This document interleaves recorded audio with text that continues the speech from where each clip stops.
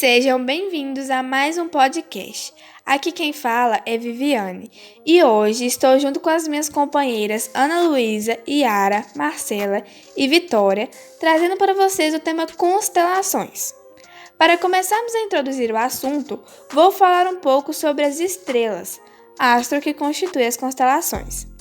Então, as estrelas elas são mantidas vivas pela sua própria gravidade.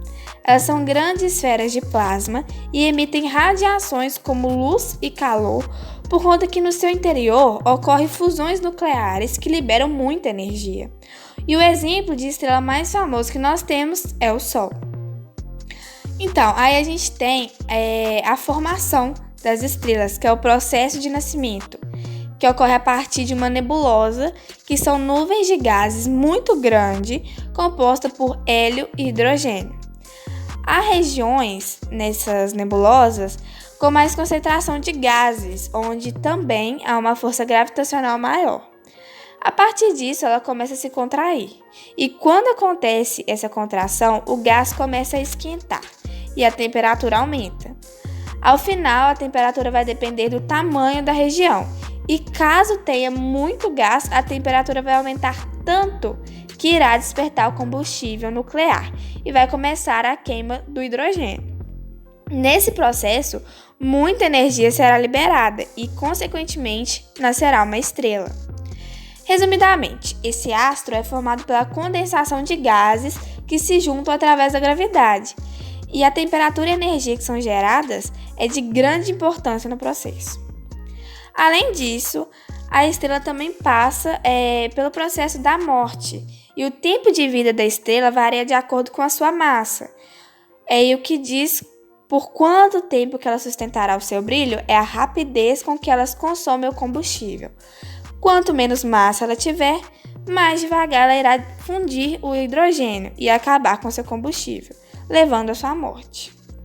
Agora, fiquem com a Vitória, que vai dar continuidade ao nosso assunto do dia. A estrutura celular é dividida em 5 relações básicas. A primeira é o equilíbrio hidrostático, que basicamente é a pressão gravitacional sendo compensada pela pressão em cada ponto no interior da estrela.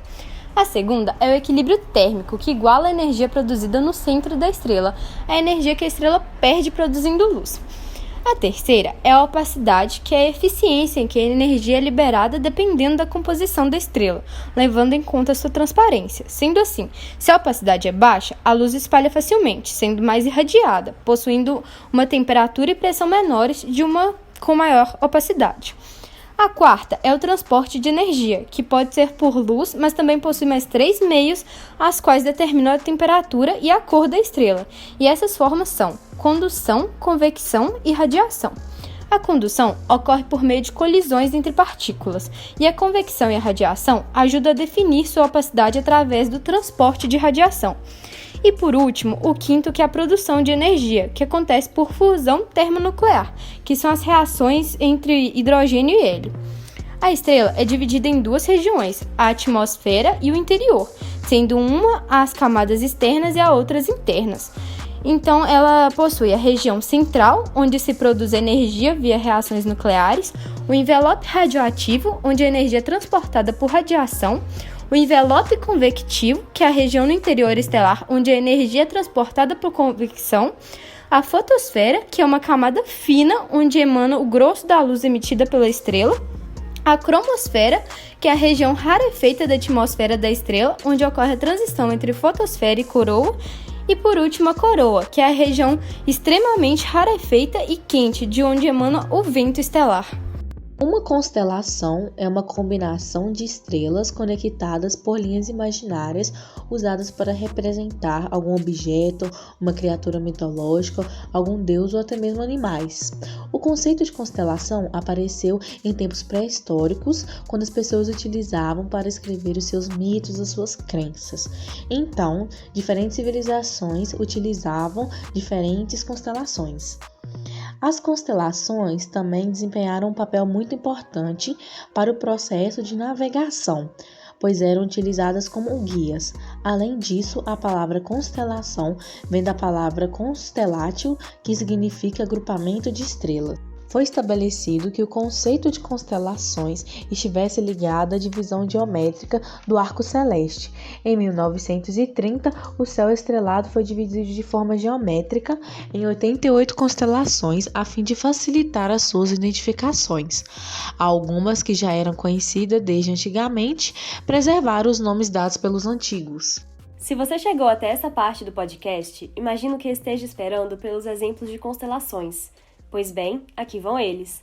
Meu nome é Ana Luísa e juntamente com Marcela estaremos explicando um pouco mais sobre as lendas e mitologias que envolvem as constelações do zodíaco. E no final, falaremos um pouco mais sobre duas constelações que são bem visíveis na América do Sul e que não poderíamos deixar de lado. Então vem comigo! E lembrando que o Sol, em seu movimento aparente anual ao redor da Terra, atravessa 13 constelações, vamos começar com a primeira constelação zodiacal, a constelação de Capricórnio. A passagem do Sol por Capricórnio ocorre entre os dias 20 de janeiro e 16 de fevereiro, totalizando 28 dias.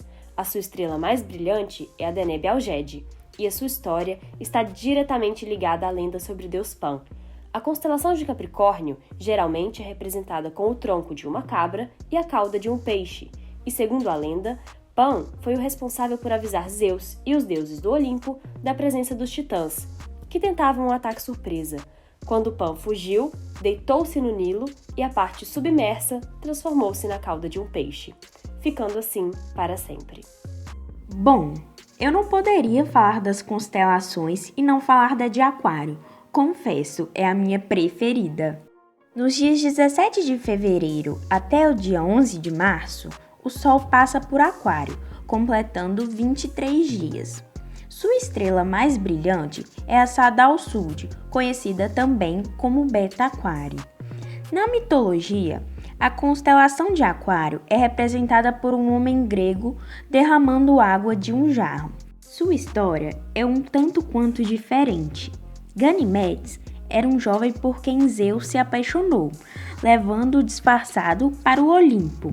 Ele tinha a obrigação de servir vinho a todos os deuses, por isso a representação de um jarro. Apesar de tudo, Aquário não possui estrelas muito brilhantes. Constelação de Peixes. Durante os dias 17 de março a 18 de abril, o Sol atravessa a constelação de Peixes, somando 38 dias. Sua estrela mais brilhante é a Aurixa, conhecida também como Alpha Piscium. Na mitologia grega, a história se dá quando Zeus prende os filhos de Gaia, os titãs, e como resultado, a deusa da terra criou o monstro Tipon para vingar-se de Zeus e dos deuses do Olimpo. Este monstro tinha 100 cabeças de dragão e era tão temível que mesmo a deusa Afrodite foi superada com medo. Ela se jogou no rio Eufrates para fugir do monstro, mas foi resgatada por 2 peixes. Como homenagem ao feito heróico dos peixes, a deusa imortalizou-os no céu como peixes. De 19 de abril até 13 de maio, o Sol passa por Áries, num total de 25 dias. Ramal é o nome da estrela mais brilhante da constelação, e essa já recebeu inúmeros outros nomes, como o camponês ou o carneiro. Uma das versões da lenda diz que o rei de Tessália tinha 2 filhos, Fricho e Hele. Um dia, o deus Hermes enviou um carneiro de ouro para os conduzir a bom porto sobre seu lombo. Hele caiu do carneiro enquanto voava pelo estreito que divide a Europa da Ásia, mas Fricho foi levado às costas do carneiro até o Mar Negro, onde, como agradecimento pelo seu resgate, sacrificou o carneiro dourado a Zeus e deu sua lã ao rei de Colchis, que a colocou nos ramos de uma árvore, guardado eternamente por um animal mítico. Áries foi a primeira das constelações do zodíaco a surgir.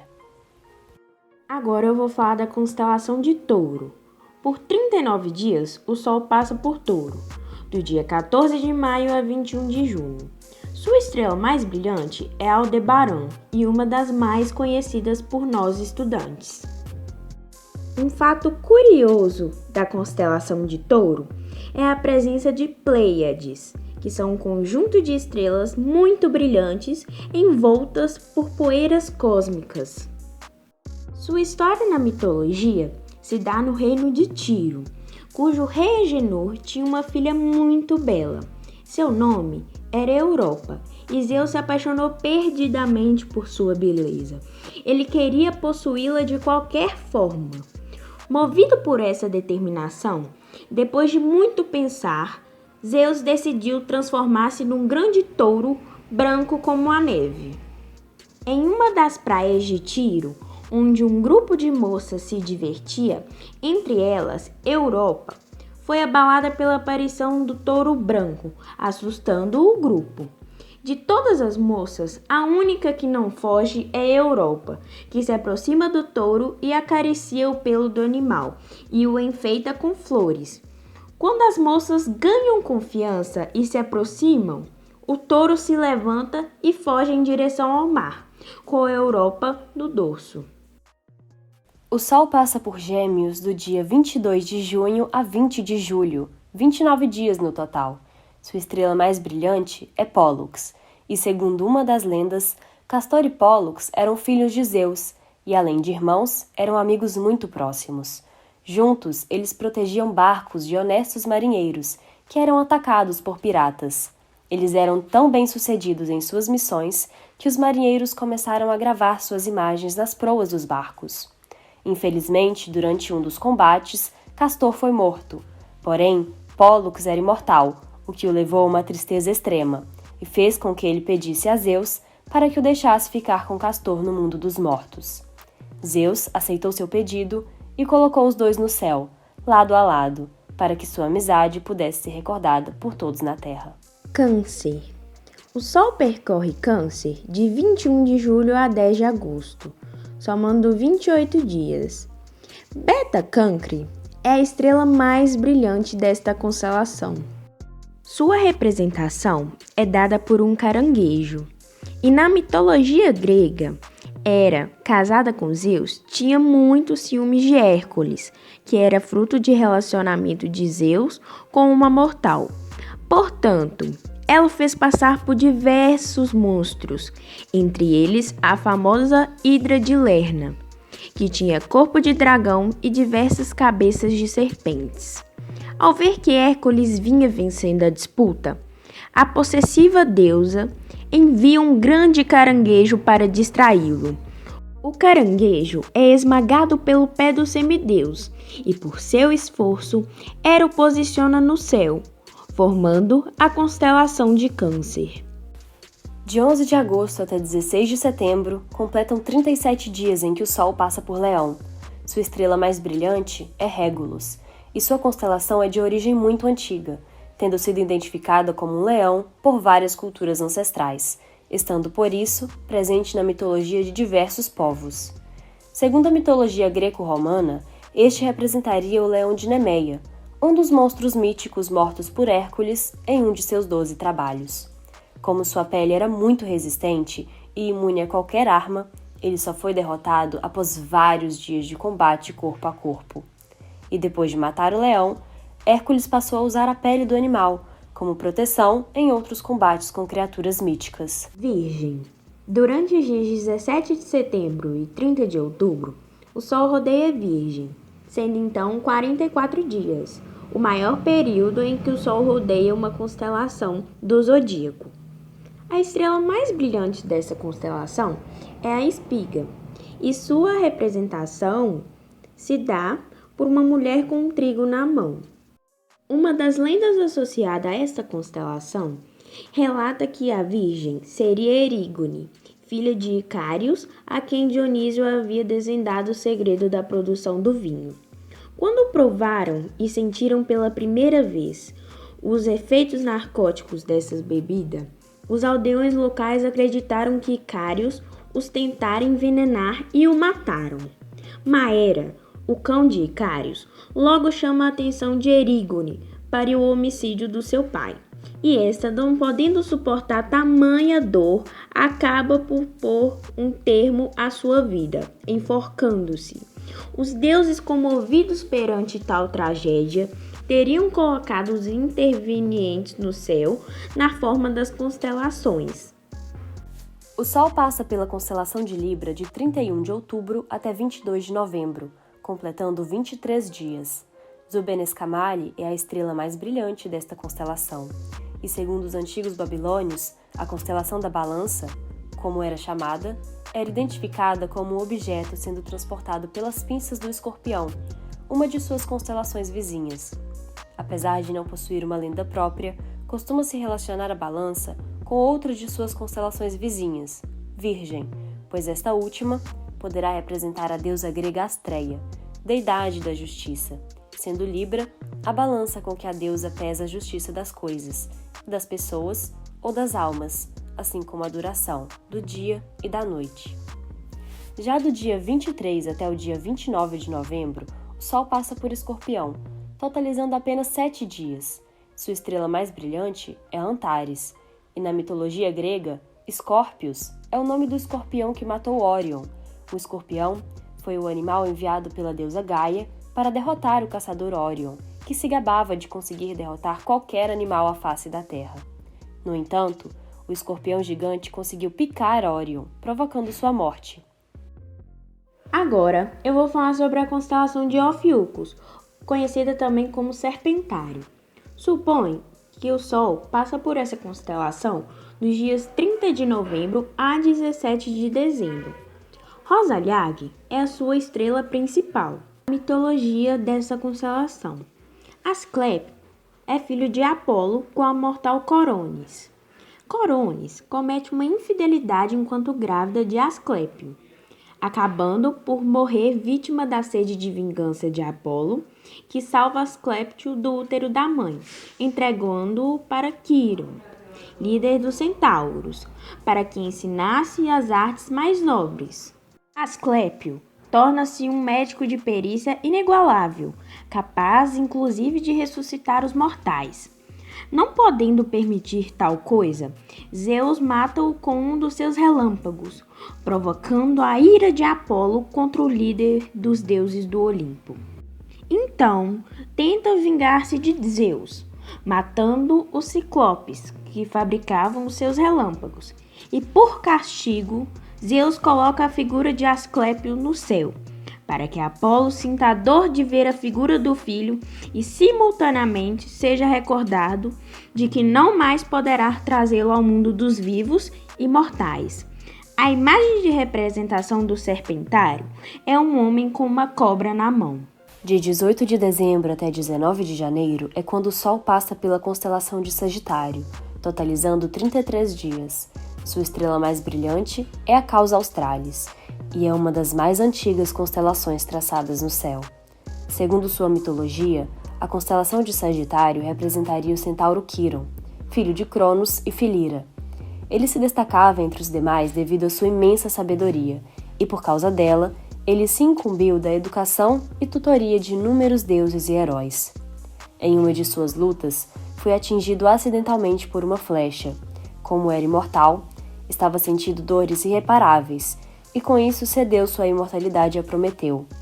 Zeus, então, o colocou no zodíaco, representando a constelação de Sagitário. Já a constelação de Órion tem como sua estrela mais brilhante Rigel, e segundo a lenda grega, Órion era filho de Netuno e Euríale, conhecido por ser um grande caçador, dotado de uma enorme força e incrível habilidade de manejo do arco e flecha. A humildade, porém, não fazia parte de seus atributos.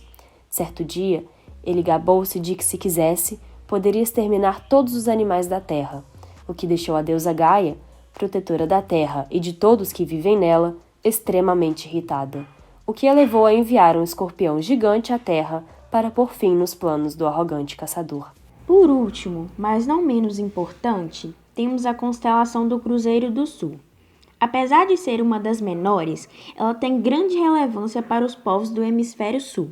Para provar essa importância, basta lermos o hino nacional do Brasil. Além do mais, nomeia a ordem militar mais importante do país, além de ser representada na bandeira do estado do Paraná e nomear uma cidade do Acre, como também um time de futebol de Minas Gerais, o Cruzeiro. Bom, agora vamos de fato falar das principais informações sobre a constelação do Cruzeiro do Sul. A estrela mais brilhante é a estrela de Magalhães, que fica no braço mais extenso da cruz. Seus braços são formados por 4 estrelas de primeira grandeza. O Cruzeiro do Sul é um excelente relógio, pois a linha formada por suas estrelas Alfa e Gama gira em torno do polo em aproximadamente 24 horas. Esse braço mais extenso serve também para identificar o Polo Sul, situado a uma distância de 3,5 vezes a longitude da própria constelação. Estamos encerrando mais um podcast. Para você que ficou até aqui, nossos sinceros agradecimentos. Até a próxima, galera. Tchau!